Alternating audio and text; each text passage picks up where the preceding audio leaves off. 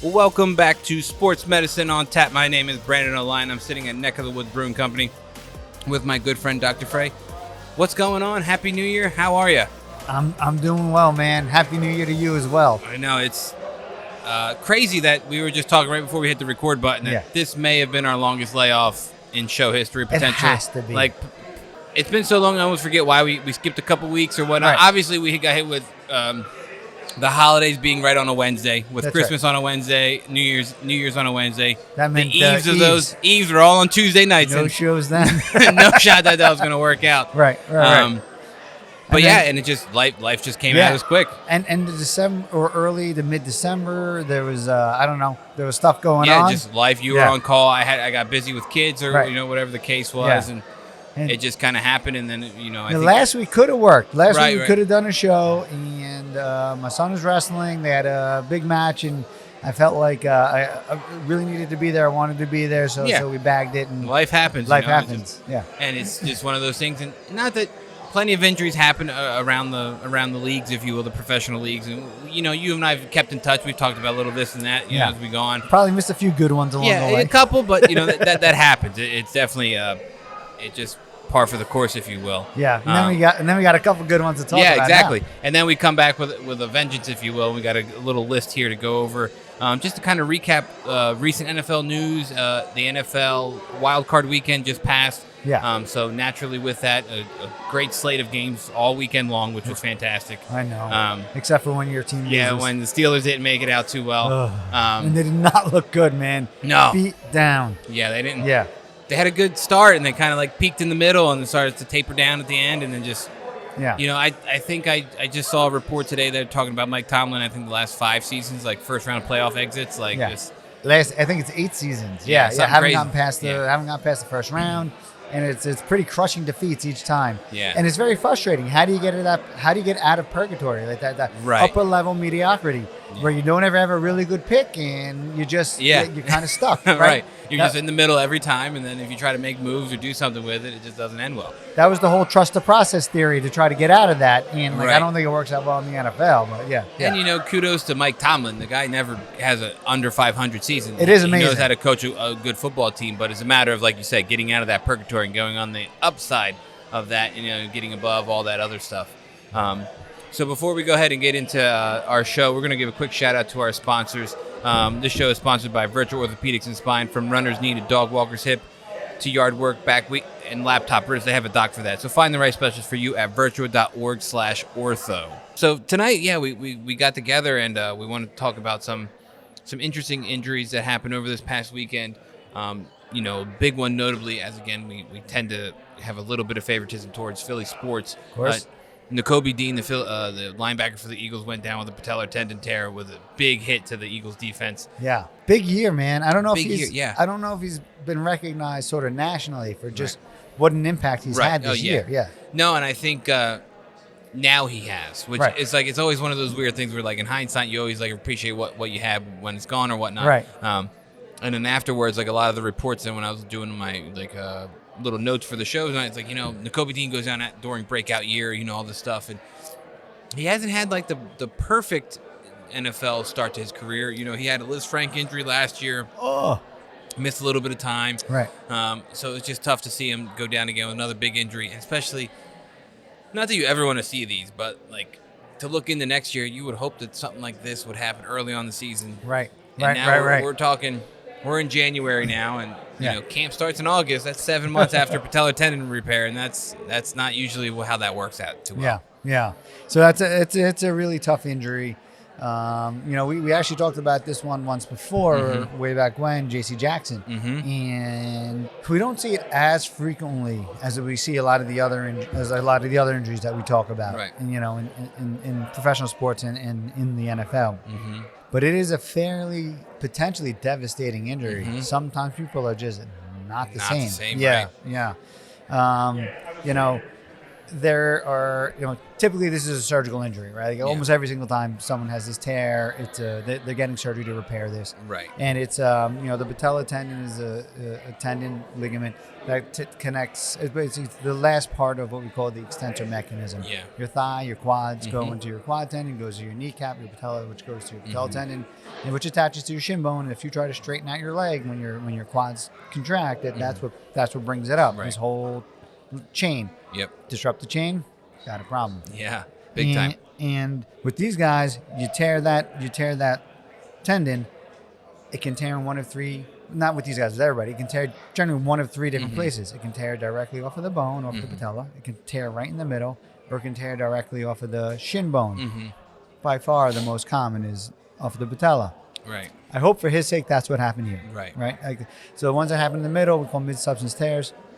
Again, you can get back. You might get back to normal, and you might get back to the same level, but far less likely. Yeah. And then also the ones that go directly off of the bone, far less likely you're getting completely back to normal. And so, I don't know, man. I hope for his sake. Yeah, you want to hope that he comes back, but again, it's just like you also want to, one, see him come back, and two, you don't want to see his career become injury riddled, and he's just always something every year. It's Right, just like, right. He ends up on the IR for this, ends up on the IR for that. He has to get surgery, and you don't want to see that because then it just, over time, it just diminishes the player and it just makes him way worse, and just. It's a downward spiral. Yeah. It really is. And I feel like the injury begets the next injury, right? Yeah. Like, because people are trying to get back. They're rushing to get back. They're working really hard. But inevitably, they're deconditioned to some extent. And then next thing you know, the next injury happens. And now they're deconditioned further. And they're trying to get back. And they have so much on the line. Yep. And then the next injury happens. And then people stop giving them a break or giving them a chance at some point. Yeah. Yeah, and I think it's really hard with professional athletes in general when, or just rather not professional, but just athletes in general, when you get injured at the end of the year. Right. Obviously, it's a little more detrimental for professional athletes who have contracts on the line, who are about to embark on free agency and a lot of different things like that. That's really bad. Really bad timing. But just the return to play of stuff just changes and everything. Like, if this happened during training camp, okay, we've got about a year, and you should, done. we can figure it out. Shut it down, we'll be better than you. Now we're looking at 7 months till camp. It's like, he's probably going to miss a decent amount of time going into next year. Yeah. Who knows if he even plays next year? It could take a little bit more time, or just if he doesn't get up to game speed, which is, I think, it's just a crazy thing that I've been thinking about lately, of just how normal we think it is that people just get back to this high level caliber athlete. Right. Like, their body's completely injured. The ligament, the human anatomy is damaged. We fix it. Yeah. And they go back to do all this rehab, and then it's like, oh yeah, everything says by this time you should be back to how you were. It's like, well, it's not always like that. There's going to be a change in the mechanics of your body. Your biomechanics is going to change. Something else is going to happen. Yeah. Or it might start, like we just mentioned, it's going to lead you to something else is going to give out. The next issue, right. And then you just keep compounding, and it's like a snowball effect. And next thing you know, you're 18 surgeries down the line. You're like, I think it's time to hang him up. Like, right. Which is, and Nick Chubb, I would say, like I thought maybe it was done. That was such a bad knee injury, and somehow he was able to get back, and he looked really good. Then the next injury happens. Right. Like right, because he tore his Achilles too, right? No, he just did something. The recent one, was it his Achilles? I don't think. I hate to say I forget what it was.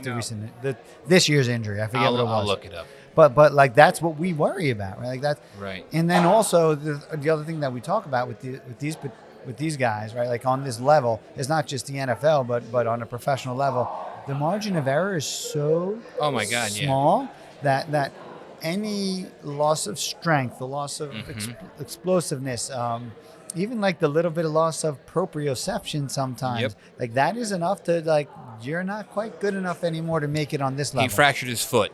He fractured his foot. Yeah. Sorry. So then, like, something like that, right? Like the fact that he wasn't playing football, or the fact that maybe he was off his, like, going to Nick Chubb now, right? Like the fact that he wasn't playing football for a little while, or he was on crutches or protecting the knee and whatnot, and then did his bones demineralize or weaken just a tiny bit. A little bit. Was enough. Just enough. That the next injury happens. Like now he has a fractured foot.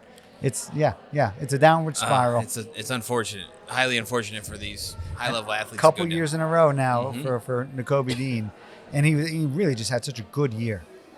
And a Liz Frank injury in and of itself, right? Like kind of a devastating, potentially devastating injury.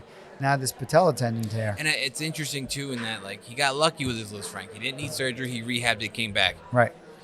Now it's like, man, I wish he just had like some patellar tendonitis or something that we can maybe manage, and not like a complete tear, which is what the worst case scenario. And now you're talking surgery and a lot more time off and other things like that. In terms of repairing these things, right? Like so traditionally, assuming it pulled directly off of the bone, right? Like if it's mid-substance tear, then we kind of sew them back together.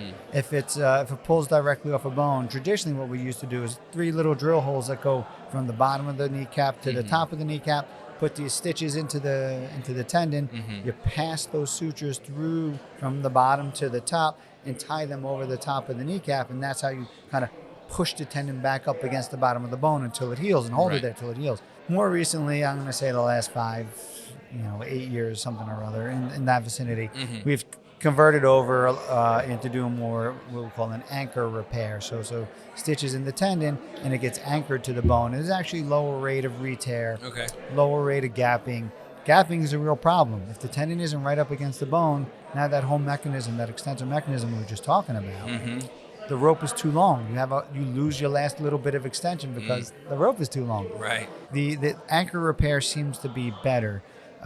Hopefully that's the kind of tear that he had. Right. And then the other thing, we've mentioned Arthrex a number of times in this podcast. This is another one of those areas where that reinforcement, that internal brace can sometimes come into play. You can have an extra stitch kind of going from the kneecap to the shin bone, protecting the area that you've repaired. And then, so people are getting back a little more quickly. It is a little more predictable, but still by no means it's still devastating. And like that the quadriceps and the patellar tendon, it generates so much power. That's right. Especially for a position where, I don't know, give or take, I'm going to guess Nakobe Dean weighs somewhere in the 250 pounds-ish range, give or take. I don't know. Sounds about right. Yeah. And he runs pretty fast, and he's just running into other humans who run just as fast and can squat couple hundred pounds. Right. Yeah. More than a couple. Yeah. You know what I mean? You talk about like 400 or 500 pounds these guys are squatting, if not lightly, and then they're running into each other physically, and then he has to generate enough force to take that person down. Right. Without the good leg, it makes it a lot harder. And I think it's all interesting how he got hurt too. He just made a tackle and he just kind of went over his left leg in a sense. It didn't look terrible. It didn't look terrible. I honestly thought he could have been potentially concussed. Right. On the broadcast, they mentioned that he had an abdominal injury. Right. And I thought the injury was kind of like a twisting mechanism. Yeah. And I was like, well, maybe he just tore a oblique or something. Yeah. And he was just like stunned and couldn't move. Or I will say, I was watching with some friends, and the guy sitting next to me, one of my friends, was like, his knee looks like, or his legs just look like it's flopping around. Good call to the untrained eye. Yeah, exactly. Nailed it. Yeah, nailed it. That thing's not going to move. It's not going to extend at all when that tendon's torn. It's just going to wobble around. And I think it's also interesting in that when I rewatched the video today, it's like he kind of stood up, or not. He tried to he brought his left leg up, and like it just kind of dangled and it propped itself on the ground. Yeah. And I was like, I think he realized at that point that he has nothing else but that motion. Yeah. Because just gravity, his leg just kind of went down, flopped. and it just like almost like a peg leg, or like, not a peg leg, like a bike kickstand. There you go. Kickstand itself up, and he was just kind of stuck there. Like, then they brought the card out for him. So it was just, that game between the Packers and the Eagles got ugly injury-wise so fast. It really did, for sure. Even before the wild card weekend, they're one of their better good receivers. Christian Watson tore his ACL in the season finale, which that guy was another person we talked about of having all these injuries. He's had a long list of hamstring injuries like every other year, and he even reportedly went and did all this science stuff to make sure his muscle output was equal to each side, and had all the statistics behind it to prevent these hamstring injuries. And here he goes, now his ACL goes. And it's just like, if it's not one thing, it's something else. And then, for the Packers, they lost Romeo Doubs with a concussion. Yeah. And that's kind of scary because Romeo Doubs, that's his second concussion in about 2 months. You hate that. He got his first concussion back on November 24th. Right. He missed a couple weeks and came back. And he was a few weeks back, and then he was even wearing a guardian cap. Right. But unfortunately, still went down and hit his head pretty hard. And I think I saw something today in going over the stuff of someone was mentioning, like, now you see in this time of year, you see those head impacts to the ground be more injury prone, if you will, because the ground's harder, it's colder, it has less give, all this stuff. And same thing with Jalen Hurts went down it's a very good point. And he goes down and he's out for 2 weeks with his concussion, and all these concussions have been going on in the NFL. There were a couple times in that game where he's running and you're like, just slide. Just slide. Just go down, please. Yeah. And like I said, to that point of like, now the ground's colder and it's harder, and we're playing, and the Eagles got the 2 seed, so everyone's coming through Philly unless we're playing in Detroit at the NFC Championship game. Right. It's kind of how it goes. So the ground's going to be cold. It's going to happen, but just slide. Please, slide. Jalen, just slide. Yeah. For us all, don't be the next Tua. You guys were teammates once before. Let's not carry over those traits, and let's hopefully you just slide and we stay safe here. I read something kind of getting back to your point about like the amount of force these guys can generate, right? Like and why it's you worry about the ability of a repair for a Patellar Tendon to hold up. So typically if you're ascending stairs, if you're climbing stairs, it's basically 2 times body weight. I think 2 to 3 times body weight that goes through the Patellar Tendon. It's more than that across the patellofemoral joint, but 2 to 3 times body weight in terms of force going through the Patellar Tendon. And it's typically 17 times body weight that's required to actually tear the tendon. Wow. So that's a lot of force. Yeah. And these guys achieve it, right? Like the fact that they're able to generate that power for this to happen. Yeah, and I mean, even just like to kind of break down his tackle, like when his left leg was planted, it was kind of flexed, and he just kind of pushed, almost like he put all that weight of him and the other person on to toss this guy over his leg. Yeah. And I think that tendon just gave out. Yeah, if your knee is flexed more than about 60 degrees when you're generating, putting that force through it, that really predisposes. Not that you're planning that; it just happens to be that way. Right, just the nature of the beast, right? And then that puts a lot of pressure through there. I worry that like these are one of those injuries that sometimes players are not the same. Right. And I guess time will tell. And in recovery-wise, like you're saying, pretty standardly, even with everything, it's like 6 months. And even that, you're still not 100%. You're still trying to get all of your strength back. You're still trying to, the tendon is mostly healed at 3 months, but then you're working on a lot of stuff. But it's 6 months, maybe 9 months really recovery. Right. And you don't really get, and especially for football, you don't really get those live reps anymore in practice in the world of just how things are. They don't do 2-a-days in the professional level, all these different things. They have limited days they can go full contact. So even for him to come back, it's going to take a couple games for him to get up and ready and kind of like look like himself. Right. So if he's starting late in the year, I don't know, however long you want to think it or give it, and then you're going to have to add a couple extra games with like the buffer period. So he might look okay towards the very tail end of next year, maybe. Right. Starting to look like himself. But have a pretty high risk of like injury or something else. But hopefully nothing else. But exactly. Then you don't worry about something else happen, or God forbid he gets hit with an upper body injury or anything like that. Just try to avoid that injury bug as much as you can. Sure. Now, granted, the Eagles won the game, so this affects them going forward. The Packers lost, so they're done for the year. But they got a pretty on top of Romeo Doubs with the concussion. They had their starting center Josh Myers go down with a lower leg injury, which looked kind of scary on film when it happened. He just kind of got leg whipped by somebody, and when you see that a lot of times in the NFL, you see like a compound fracture, and that thing's like a wet noodle, and it's just bending around. And he got hit there. It didn't completely, like, it wasn't a gross deformity. It didn't like kind of give out, but he was just going down, holding it. I was like, ooh, that can't be good. Yeah. And I think he may have got carted off. I'm not sure. But then afterwards, they're like, I avoided major injury. Just have a hairline fracture in my lower leg. So reading between the lines, if you will, I'm just assuming a fibular fracture. Nothing too serious. Right. Doesn't need immediate surgery on that thing. If it was a compound fracture, he would have been going. And like the Aiden Hutchinson, which we talked about earlier, that's good for him. But again, dodge a bullet in that was the report, right? He dodged a bullet in that regard. But for him, he's also he's a free agent going into this year. So it's like that might have been his last go-round with Green Bay. You never know. And it's tough, especially in the world of, I think, offensive linemen. Not that you're replaceable, but there's a lot of people out there, and that, like, if you can't do your job effectively, it's hard to. I feel like it's a little bit hard for teams to be so loyal to offensive linemen or linemen in general to just keep them around if they're injured and they're getting banged up and coming back from recovery and all these other things. I don't know his injury history, but they did have a pretty good offensive line this year. Green Bay overall. Yeah.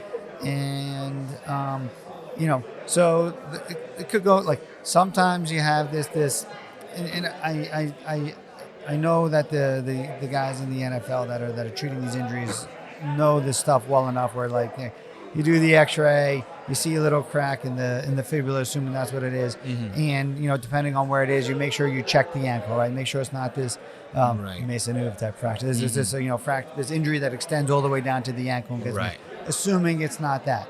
And assuming that fracture was typically above the kind of like the midpoint halfway in the tibia. Mm-hmm. Those things do great. Yeah. In all honesty, like it's going to heal. It's going to be like he never had an injury. Yeah. And he's not too far away. Like 6 weeks, he's going to be getting close to normal. Yeah. This shouldn't like he should sign a contract either with them or with another team. Like this shouldn't impact that. Yeah. I don't think like you said, like it's one of those things where I feel like in the general public, a lot of people say it's always better if you break it than if you sprain it. Not always. Not always, right? But it's like in one of those instances, like, this one, not so bad. The bone should heal pretty good. It doesn't sound like he's getting surgery or anything like that. So it sounds like it's all should heal fine. Yeah.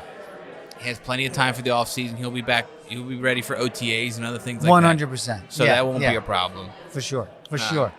And then another one for the Packers here is Jaden Reed. Got hit by Blankenship from the Eagles.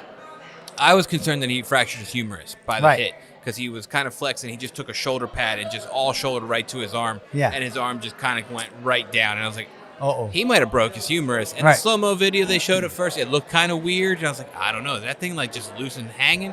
Yeah. And then it was reported that he dislocated his shoulder. Yeah. I don't think he returned to the game. And then I saw on Twitter or X, that he reported that he's not getting surgery. So that's good. And I mean, again, that's something that with the amount of time, about 7 months, give or take, for camp, plenty of time to rehab it, plenty of time to get that shoulder stable again. Yeah. May or may not wear a brace on it next year. Maybe a factor for him going forward, right? Like now that he's had that injury, he is more likely to have it again. Yeah. And if that's the case, then he is much more likely to go down a surgical pathway. Right. But lots of times, putting the little puzzle pieces together, probably a first-time dislocator on that shoulder, right? Yeah. Like and hopefully the labrum is not torn and it just kind of pop back in. Yeah. And another one where like oftentimes you get back to normal unless it happens again. Yeah. Then it's not the same. And then I think even like organizationally, it's just tough for the Packers. They lose their top three guys, if you will, with Christian Watson, Romeo Doubs, and Jaden Reed all going down. That's a really good point. Like that's. Like I feel like in general, the last couple of years, the Packers have had pretty good receivers of those three guys. They've had shows like flashes of really good football players. Yeah, high potential. But then you get hit with all these injuries. It's tough. Like in the last 2 weeks of their season. Yeah. Romeo Doubs, 2 concussions in 2 months. That could change his own personal outlook on things. Although these guys, they play football. They know the risks and they go for it. Yeah. It couldn't change anything, and he'll have some time off and getting head impacts. Hopefully, he's fine going forward. But whether or not now it's something interesting to watch, whether or not he wears a guardian cap for the rest of his career or whatever the case is, who knows? Yeah. And even to go back to your point of like the Green Bay Packers offensive line, they lost their left guard early in the game as well. Elkton Jenkins, he went down with a stinger, and they showed him on camera on the sideline getting massages on his neck and like trying to work it out. He's never was able to come back, and it's just like interesting. That's not good. Not good. If those symptoms last that long, it's like that's that's not a good sign. You never want to see that. That's right. That does have the potential then to be a much more significant issue than just a stinger. Yeah. Which is how we normally think of a stinger. It's just a stinger, right? Mm-hmm. 15 minutes. You're give it a couple minutes. Shake it off a little bit, and once your strength and sensation comes back, sure. Go. But if it doesn't come back. And then who's again, like we always say, it's not a good. It's not a sports medicine on tap podcast if we don't say that we don't have access to their medical records. We don't know.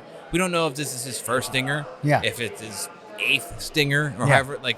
He's had a long career of football. I'm sure it's not his first. We're not revealing any specifics about him that haven't been revealed to the public. Right. Yeah. So if it was if he has a history of them and the symptoms keep lasting longer and longer and longer, that's usually not a good sign either. It's like this is becoming more of a problem, and we might have to figure out something to do here because you're going to keep missing prolonged periods of time. It's not going to end well. That was a rough game for them, man. Yeah. Holy cow. And it's unfortunate, as a fan of the sport, not just as a fan of the Eagles, of course, I enjoyed the Eagles one. Great, fantastic. Right. But you also want to see them compete and win appropriately against a team at their full strength, too. When you get banged up and you lose half your offense, if you will. Yeah.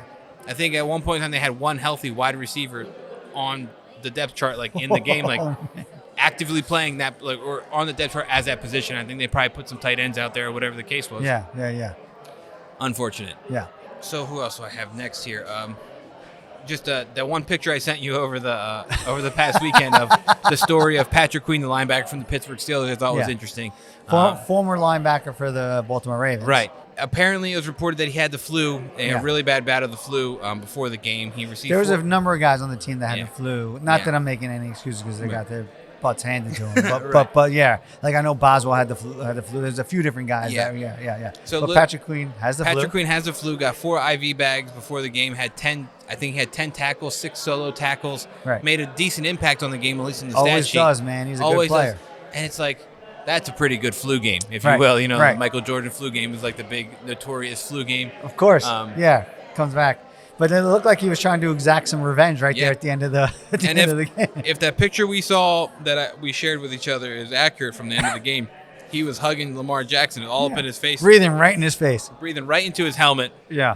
trying to get a little payback for him, maybe Yeah. effective for next week. So we'll see how that goes. For Lamar's sake, I hope that's not the case. I Yeah, hope exactly. he does not get sick. You'd like to see him, do whatever he can do. Yeah. Yeah, I think that AFC picture is going to be interesting. Josh Allen's playing lights out. Lamar Jackson, the Ravens are playing lights out. Right. And Kansas City just knows how to win. And they find a way. Yeah. Between the three of them, I think one of those 3 teams is going to the Super Bowl. I think so too. Yeah. Well, I mean, and then there's Houston, right? Like that's the other team. That's it, right? That's it. It's 4. And coming into the year, I really expected Houston to have like a big year, and they played pretty well, but they really did sort of fade a little bit mid-season, somewhat down the stretch, and they looked pretty good this past week. But I don't think they're in that same level as those other teams. I just don't. Well, I think their makeup. So I think what's helping them, they have good defense. Yeah. They have a good defensive coach. D'Amico Ryans is a defensive guy. Yeah. With their downfall, if their slump, if you will, they lost Stephon Diggs in the middle of the year, ACL tear. They lost Tank Dell with I think it was an ACL tear as well. I forget, but So they Nico lose. Collins part of the year, but he's back. Right. Yeah. So now you're wide receiver 1, if you will. It was Nico Collins, and then Right. you got a bunch of guys who are riding 4th and 5th spot going into the year. Now that you're 2 and 3. Yeah. So their offense is a little different in the playoffs. But C.J. Stroud's pretty good, young quarterback. Really good, you man. know, Yeah, he's doing, really good. doing pretty well, doing his thing, and I feel like if that's a team to make a splash and make an upset, why not them?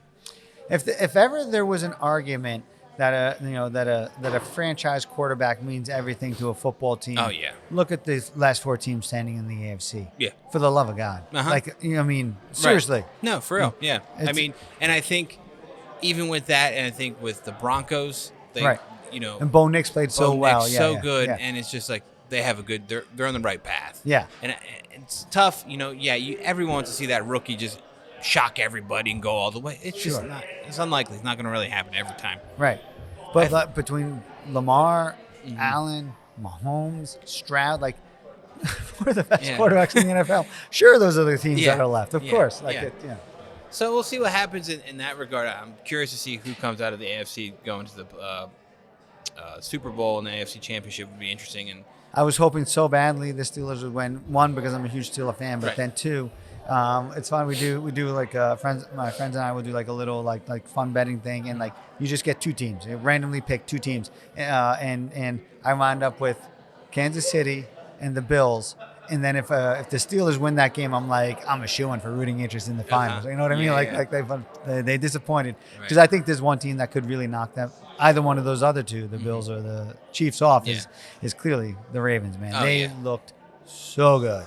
Holy Crazy. cow. And Derrick Henry's ridiculous. And I think, the biggest offseason changes are Derrick Henry, Saquon Barkley. I Right. mean, look how they changed the offensive Amazing. of both of those teams. Like, Yeah.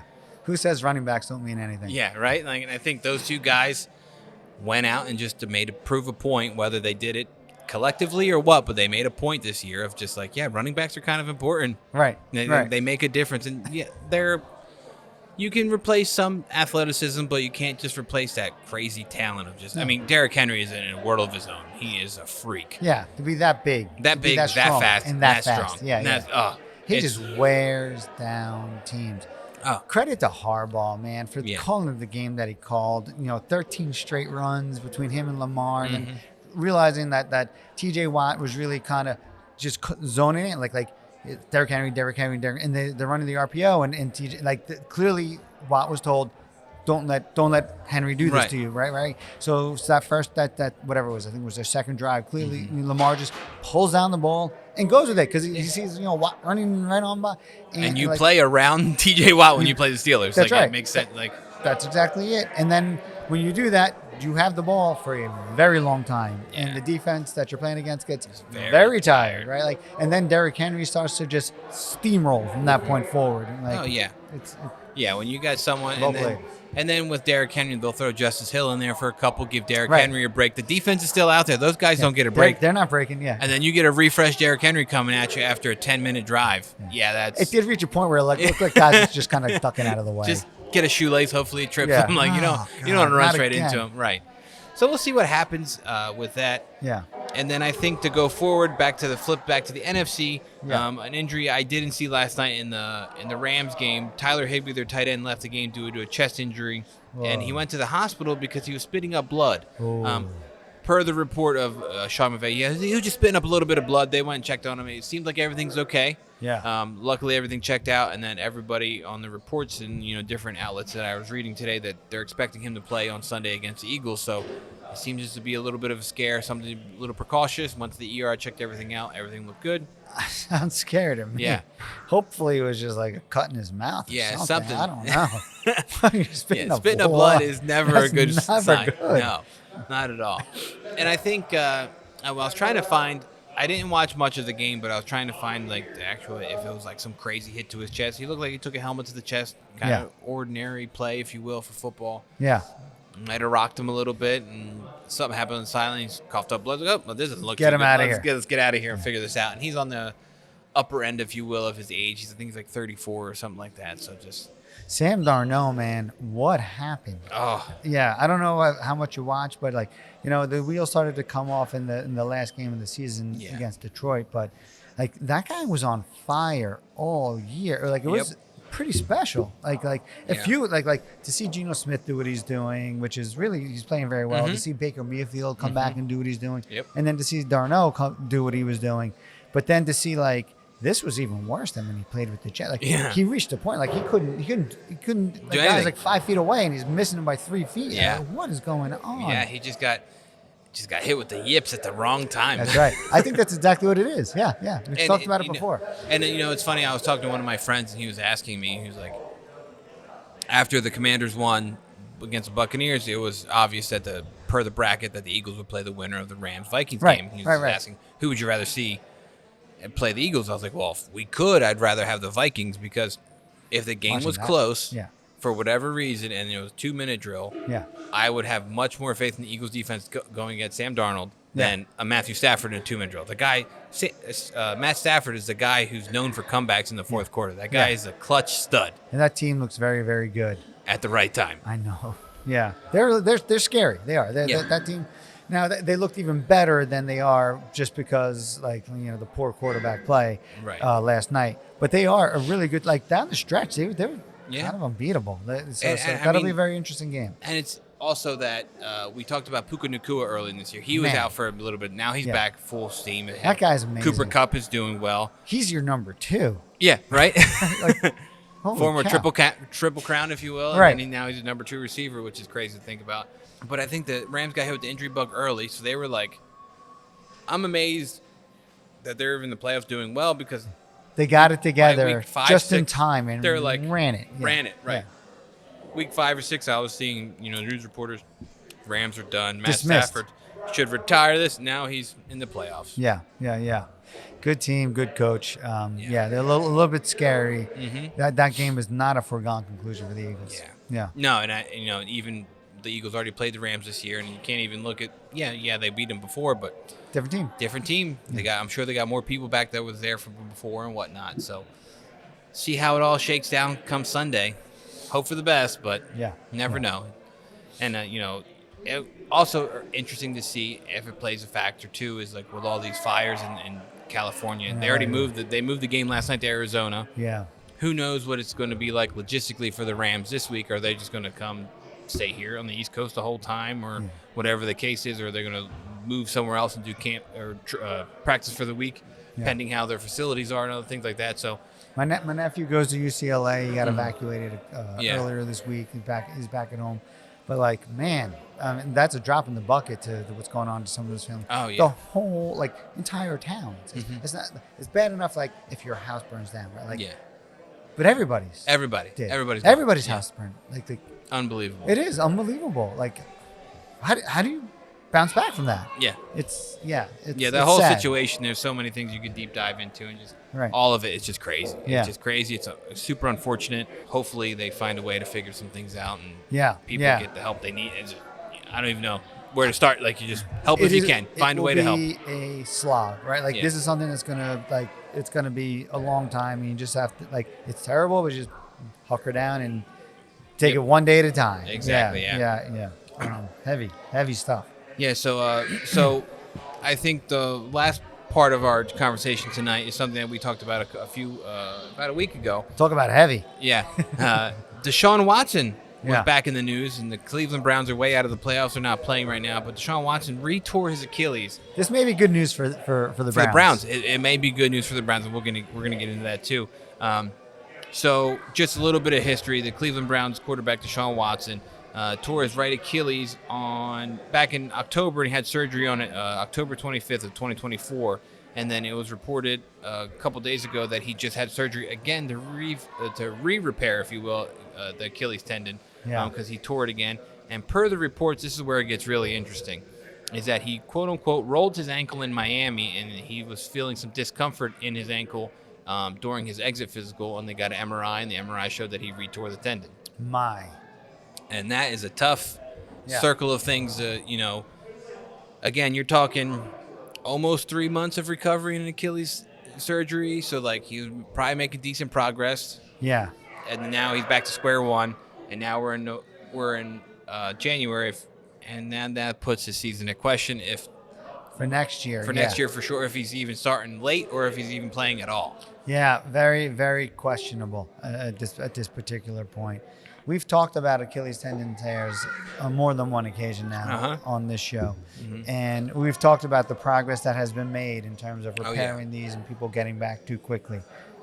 These things still happen, though. Like, even though things are better and people get back more quickly, and we have internal braces and other different things that we can do to improve outcomes, re-tears still happen. Yes, exactly. Right. And it can be pretty devastating, especially for somebody who has, again, zero margin for error. Yeah. For the Browns, it has to go down as just a really bad signing. Maybe one of the worst signings. Yeah. And so much guaranteed money. Right. There's almost $100 million still floating around that's guaranteed, that's still coming his way, which is tough. Yeah. Which there's a chance, and when I was looking up information about this, a lot of the news articles are this Achilles re-tear could be the Browns' way out of Deshaun Watson's guaranteed contract. Right. And I was like, well, I guess that could be a chance. So I was reading into it a little bit. And then it was going like, well, how did he roll his ankle in Miami? What was he doing down in Miami? Like, what was happening if he was doing something that he wasn't supposed to or whatnot? And it kind of twofold of different things of that. One was that there was a viral video of him on TikTok and social media that he was just like on a road trip with his girlfriend. He was standing out in the backside of a car, and they were kind of like doing a little dance, if you will, or whatever. He wasn't really moving too much, but he had no walking boot on. And it was about 60 days after surgery. And the reports on the one article I read was like, sometimes when you have an Achilles tear, you might be in a boot for 3 months.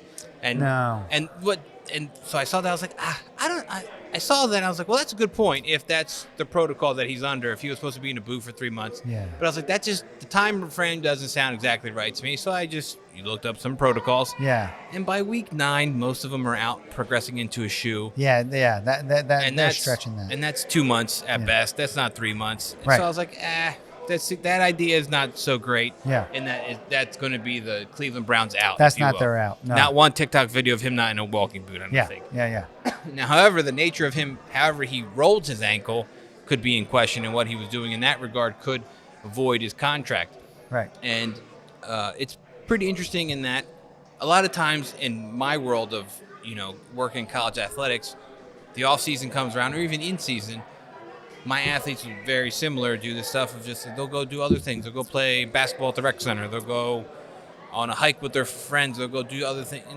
Things happen. Normal life stuff. Right? Normal life stuff, and things happen. You can get hurt or whatever. Yeah. But after some pattern recognition over time, you tell your athletes, like, listen, you're a football player. You don't play basketball, period. That's it. Just don't do it while Pattern you're playing. Recognition. Right. Just let's not do it, because don't drive that motorcycle with no helmet. Exactly. And sometimes they don't listen, and then something bad happens, and we've had it before where a good basketball player tears his ACL playing basketball in the rec center, and now he's out for the next season. It's like, oh, that's not a good look. Yeah. But it's different in an aspect of just college athletics now. Well, I guess it's not with NIL deals and other things like that. There's a lot more money involved in college sports now. Sure. But in the pro level, it's very interesting in that they have, parts in their contract where there's certain things they can't do. Right. Because if they do and they get hurt, it can void their contract. Null and void. And so in an article I read, I copy and pasted the whole thing they wrote, and I'll read it just to see how the contracts work and the things that they're limited to. Verbatim. So it says, based on his contract, his guaranteed money is void if Watson is injured as, quote, as a result of skydiving, hang gliding, rock or mountain climbing, racing of any kind, including as a driver or passenger, motorcycling, use of any off-road or all-terrain vehicle, professional wrestling, boxing, use of firearms, scuba diving, jet skiing, surfing, bungee jumping, basketball, diving, and snow or water skiing. So all the fun stuff. Yeah. Higher risk, but fun. Yeah, right. Yeah. And I mean, but again, when you're talking about someone who has $90 million on the line, right? Don't take those risks. You don't take those risks, and you just simply, I can wait these next 5 years and not go skydiving or play basketball, and then after this time is up and my career is over, all my millions of dollars, I'll play all the basketball I want. I have to imagine he was not doing any of these things. Right. Yeah. So that is going to be tough for Cleveland. Yeah. I give him credit for going for it as an organization. Like, their team was really very good at that point. It looked like they were missing one thing. Yep. A good quarterback, and he came with a lot of baggage, but he also came with a lot of opportunity and potential. High ceiling. Yeah. Right. Unfortunately, I feel like they gave up the farm, and then the fact that it doesn't seem to have worked out and is even less likely to work out now. Yeah. Trouble. Yeah. And I worry for that organization. Like, how do you bounce back from this? Right. Maybe they're able to recoup some of it. Yeah. Who knows what happens here? Yeah, it's going to be tough. I think he's got a couple more years left, and you're not going to see him next year. Right. They had Jameis Winston as their backup. Yeah. I don't think he was good and bad. He was Jameis Winston, right? 100% Jameis Winston. Yeah. The guy who can throw 40 touchdowns and 40 interceptions in the same season, or whatever. Also, like Baker Mayfield, who, interestingly enough, used to play in Cleveland. Yeah. Right.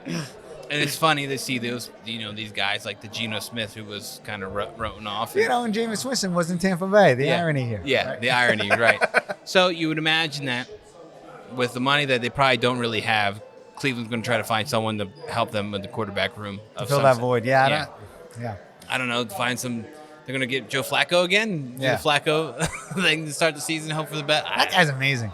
Yeah. I love it. Yeah, right? It's like it's not, I'm sure he does a lot of preparation stuff, but it's just like he comes off the couch and just can throw 200 yards, 2 touchdowns without even, make it look as simple. So rumor has it though, like he was actually in fantastic shape this year. Yeah, and for that reason, because you have a shot, and this is probably really getting right down to the end here. That I'm not gonna have many more chances. Yeah. So he kept himself in great shape, and he got a little bit of time, and maybe he gets another opportunity next year. And I think for Joe Flacco with the Indianapolis Colts and the Anthony Richardson thing, Anthony Richardson, have we seen so far, can get beat up and banged up a little bit, so it might go back and forth. So that's where you have some guy who can produce pretty well for Indianapolis and have Joe Flacco around. I don't know if he's going to go back there again for next year or if he does something different, but all things to watch. Yeah. Does Sam Darnold wind up in Cleveland? Does Russell Wilson? Does Justin Fields? Justin Fields, and who ends up? I don't know what the Steelers wind up doing either. Steelers who's going to do that, or what's Aaron Rodgers doing next year? What's going to happen in the other side of New York in the locker room? The Giants. Oh, that one's crazy too. Yeah.